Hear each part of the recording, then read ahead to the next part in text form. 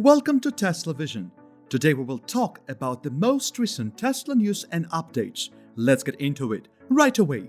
Reckless driving and not Tesla's Autopilot driver assist system was the main cause of the grisly accident involving a white Tesla Model Y and a semi-truck in Detroit, the police said.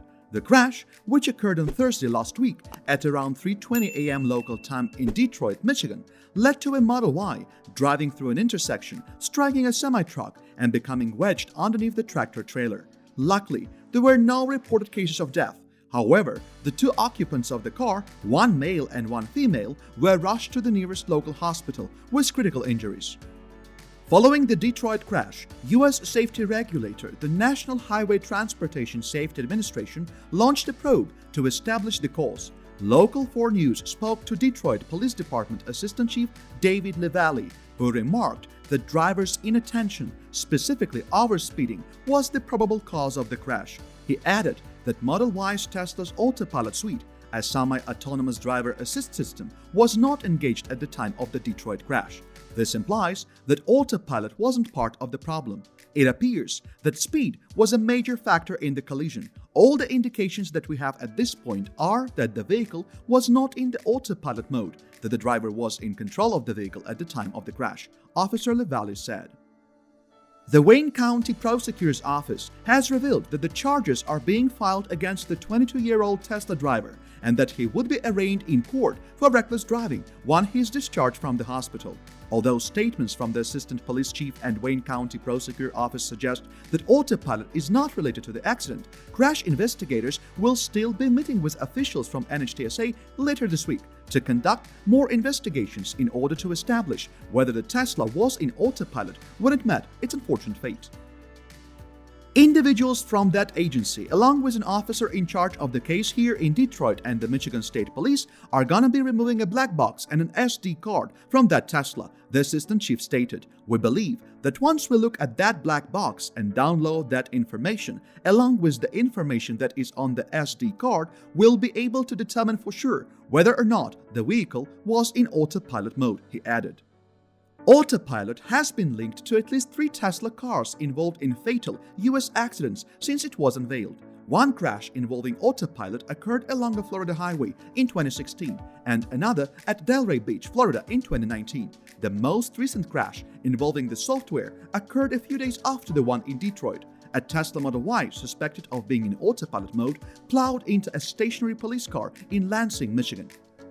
Before we can make our judgments about Tesla's Autopilot feature, let us first get the truth of the matter.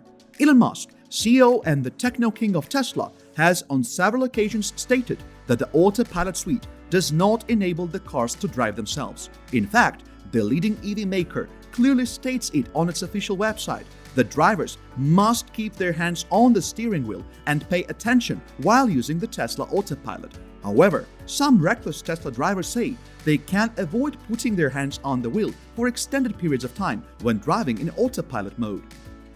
Still, Mr. Musk insists that nothing is misleading about Autopilot and full self-driving, even though it's clear that a majority of Tesla owners abide by the literal interpretation of those terms. Tesla has previously stated that drivers using either Autopilot or full self-driving must pay attention to road conditions and their surroundings at all times. Being attentive is a must-have requirement to apply either of the two features, and recently, the company revoked the access to its full self-driving beta program for a dozen of drivers due to their reckless driving.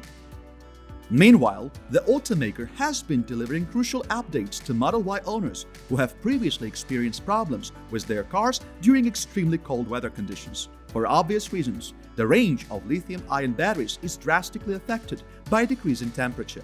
As such, Tesla cars like Model Y, which uses this kind of battery, are believed to lose about 18.5% of their maximum driving range when the temperatures drop to freezing point. Unlike traditional vehicles, which generate their own heat when the ignition is switched on, EVs derive their warmth elsewhere, such as sipping little amount of heat that the inverters and motors produce. While it is beneficial to operate a battery heater, it still requires energy, which implies less power for the wheels. A fresh batch of software updates that are currently being released includes minor cold weather improvements and bug fixes, and additional enhancements that have been made to boost the overall performance of the battery in very low temperature places. The automaker has not so far given out further details concerning the upgrades. However, Model Y owners already claim that they can experience significant improvements, especially with the car's regenerative braking. Typically, Model Y's regenerative braking is reported to be ineffective in the cold because the powertrain needs to warm up before it is engaged. Model 3 owners have also in the past experienced problems with their vehicles. In 2018, Tesla received several reports concerning faulty handling, unresponsive doors and window handles, frozen charging outlets, and other problems. All these issues have been addressed successfully. Tesla cars handle remarkably well in cold conditions or in winter, thanks to instant torque routed to all four wheels of the cars for maximum traction and better control. In other news, Tesla China is exploring plans to offer Gigafactory tours to Tesla owners. This information has been shared by a popular Twitter user, Ray4Tesla, who leaked the screenshots of Ray Stao, the vice president of Tesla China, confirming a program similar to Tesla's Fremont factory tour. To one's benefit, Tesla factory tours are intended to provide clients with a first-hand glimpse into how the company makes its premium electric cars. In other words, a factory tour establishes a closer relationship between a company and its customers.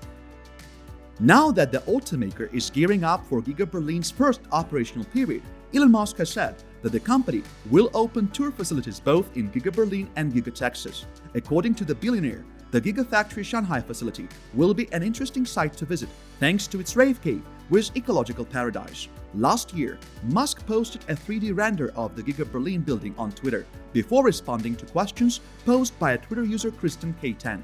Some of the intriguing design aspects of the post included trees, solar panels, and a special section on the roof, the place where Mr. Musk noted the rave space would be situated.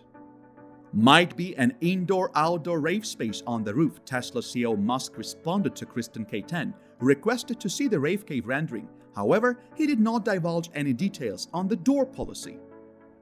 Recently, the automaker listed 28 new job postings ranging from human resources to engineering and information technology.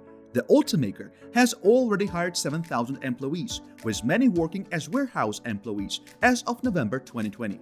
On the other hand, the newest Gigafactory being built in Austin, Texas, is reportedly ramping up despite its construction being delayed for some months. According to a recent report by Energy World, The Economic Times, Phase 1 of Giga Texas is expected to be completed less than 2 months from now. Production is poised to begin immediately when the first phase of the plant is finished. Once Gigafactory Berlin and Gigafactory Texas are fully operational and online, they will offer visitors the first glimpse of Tesla's Alien Dreadnought concept, which refers to a sophisticated production facility that looks nearly extraterrestrial. Although Giga Shanghai may not feature a rave cave or an ecological paradise, the facility stands as Tesla's first ever plant overseas, and it is lauded for its precision and speed, both of which allowed it to begin volume production of the made-in-China Model 3 less than a year after the facility was rolled out in December of 2018. Recent reports have also suggested that the second phase of the facility, where the Model Y is being built, is ramping up even faster than the first phase. Make sure to check out one of the videos shown on your screen right now. We post videos daily, so feel free to subscribe and stay up to date on all most recent news and updates.